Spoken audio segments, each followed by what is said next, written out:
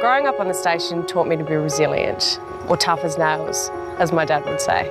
It taught me to be authentic, to be proud of where I came from and how I grew up, and to share that story with other people so that we can bring people back into rural communities and rural areas and create a better future. So being that I'm originally from a sheep station, my dad got Q fever in his early 30s, and I just remember this rampant superhero. He was just down and out. He just did not leave his bedroom, and he was really, really, really sick. And that was sort of the beginning of the deterioration of his health over the next 30 years or so. After Q fever, there was Ross River, then there was diabetes, heart failure and kidney failure. So Dad's been disabled since he was 56 years of age. So the impact that work-related illness has had on my family has been dreadful.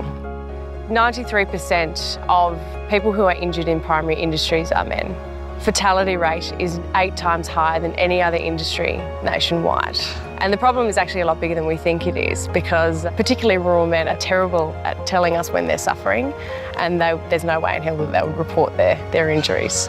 And they're not thinking about what they're eating, how much sleep they're getting, what medications they should be taking. It just, it's the tough as nails mentality. I think that we need to collectively, as an industry and as a community, get around our farmers and think differently about how we're doing things. I'm going to launch the Plant a Seed for Safety social media campaign, or #SaveALife, Listen to Your Wife, which is going to profile 100 rural women across Australia and celebrate their confidence and their capacity to influence change.